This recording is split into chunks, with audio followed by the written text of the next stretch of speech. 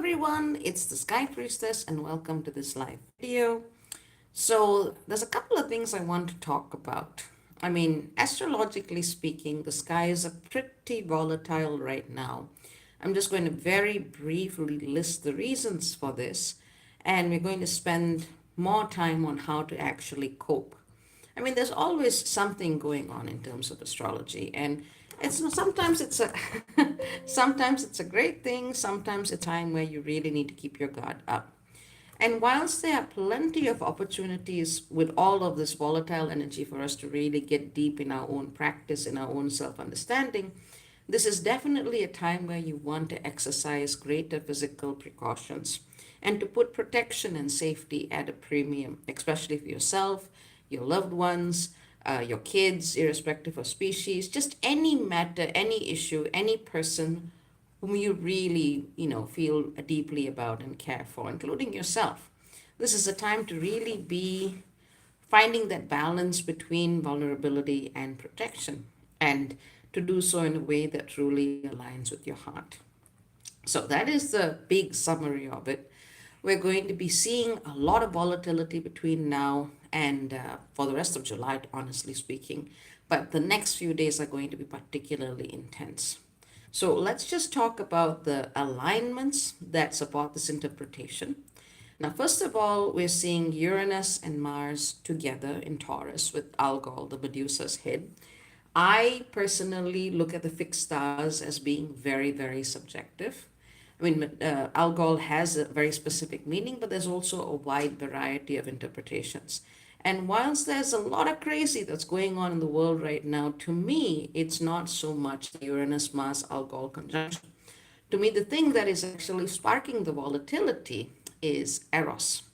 Now, I know most people look at Eros in terms of some kind of romantic fixation, or so on and so forth. But if you look at the actual myth of Eros and Psyche, it's more about karmic magic arrow potions, that you kind of shoot at people and you kind of get them expelled with you. And if that's your idea of love, God help you. But if you actually look at the original meaning of Eros, Eros is a lot wider than that. It is any real primordial and creative urge. So Eros does talk about passions, but passion is a lot wider than the romantic context. And from personal experience, just observing people, I can tell that Eros often triggers some very, very deep and sometimes very disturbing expressions of passion at times. Now, within limits, this can actually be a really good alignment for, people who are in partnerships, people who are doing any kind of cooperation, any kind of building together. If you have the right foundation, you can open up to each other in ways that do support a more positive experience of intimacy, creative flow, and joy, and so on and so forth. But if you lack that grounding, and if you allow your passions to override your discernment, it can be an extraordinarily volatile alignment. And Eros is not done with this one alignment. Eros is also trining the Galactic Center. That's going exact on July the 15th. Uranus squaring Eros is today. Eros trining the Galactic Center effectively pushes people to look at how our expression of passion ultimately leads to our path of truth. So, effectively, I'm doing a live. What are you doing? Okay. No, it's fine. Go. Speaking of passions, obviously, my brother decided that this was the time to tell me that he was going to the loo. But having said that, it is definitely a time for us to be looking at our expression of passion and how this leads us to our greater truth. Now, sometimes passion can lead you to wonderful places.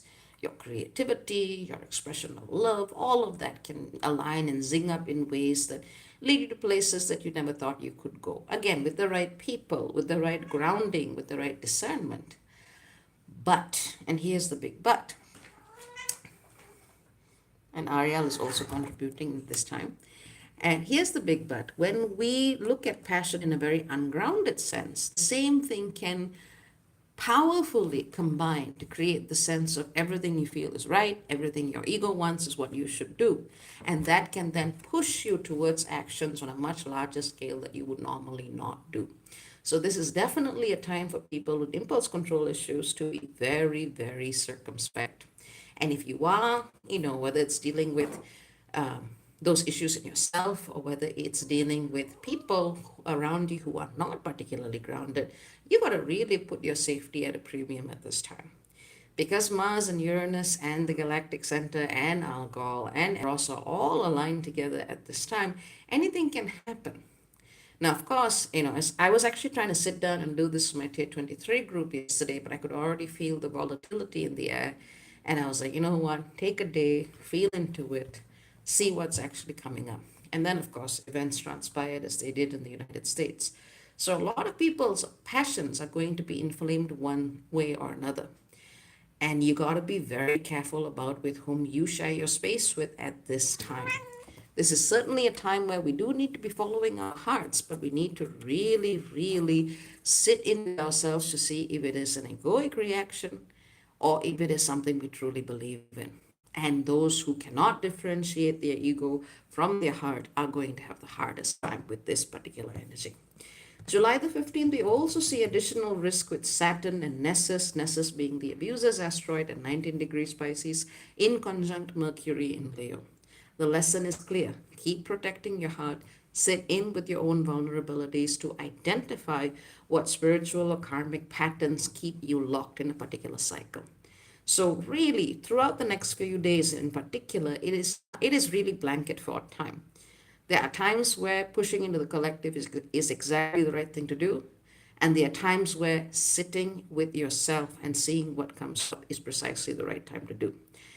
Now, in the name of social justice, in the name of revolutionary fervor, a lot of people can get stirred up with Eros and they can be going in the opposite direction, which on the surface may seem like you're contributing to a good cause, but really what you're doing is feeding energy into a situation that is already overladen with psychic turbulence right now. Sit it out. Sit it out. Take your time to discern things through. Because as you are responding more sensitively to your own inner process, that is a space from which you can actually come back to whatever events in the external world need your attention. As I said, there are many reasons why we need to be paying more attention to protection at this time, especially for ourselves and those who are vulnerable, who are in our care. And sometimes, even when someone is not in your care and you see something that is blatantly wrong going on, these are times in which intervention is called for, but again, done with discernment and safety. Now, moving along, we see the same energy kind of re-triggered July the 17th with the sun squaring Eros, and the sun, of course, in Cancer, hitting that very domestic, very familial, very delicate, very tender aspect of the psyche. And Eros is, as of course, whilst it has great liberatory potential, if it hits the ego rather than the integrated self or more aligned aspiration of self, it is something that can just create more discord. So blanket fort for the next couple of days. Keep to your internal process and wait for more aligned opportunities to go out into the world and do things. And you will have that opportunity even later in July as we see a very powerful full moon at 29 degrees of Capricorn coming up. But these next few days are critical in you having the discipline to stay in your own space and not get caught up in the hype. Whether it's politics, whether it's art, whether it's anything that is, kind of stirring at your sense of emotion at this time, you need to see if it is really, really something for you to give emotion and power to at this time. My advice, stay discerning, wait for a later time in the month to act. Now, last but not least, we also do see, and we have been seeing for the past few days, Pluto trining Sedna. It actually forms a grand air trine with Black Moon Lilith in Libra, and I have talked extensively about this in my program, just because the program itself attunes people to deal with the heavier alignments, and the learning process is sequential, which is why I can't repeat it each time I come live.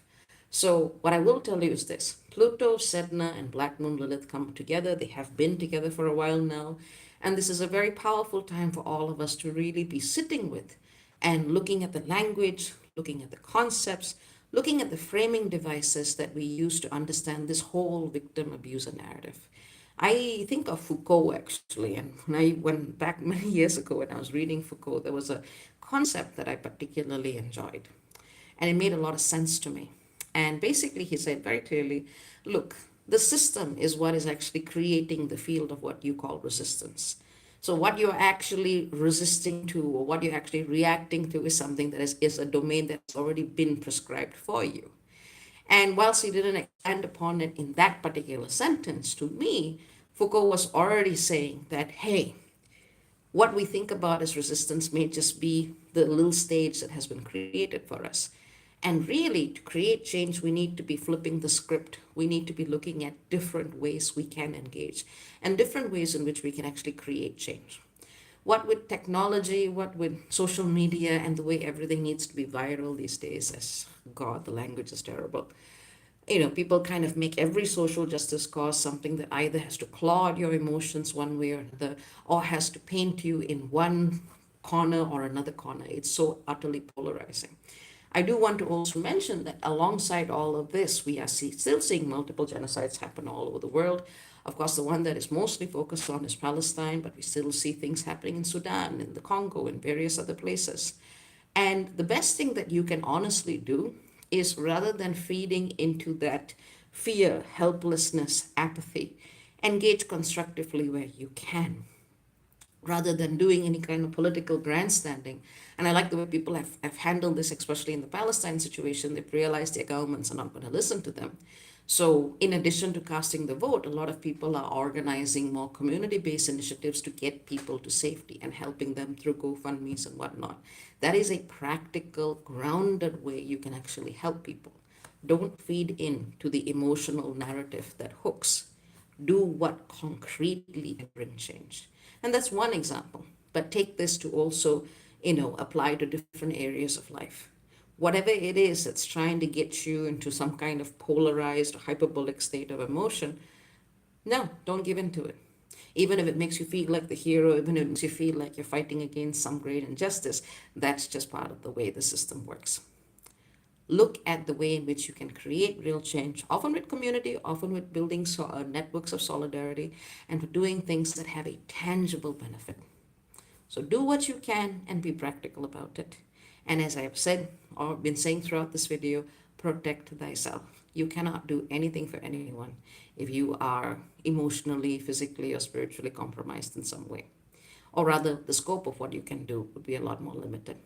And keep an eye on your loved ones and your babies and see how things go along. Either way, the key is to not get caught in the emotional hype at this time. That is the main thing I want you to remember. No matter what happens, aim for a place of balance, aim for a place of centeredness.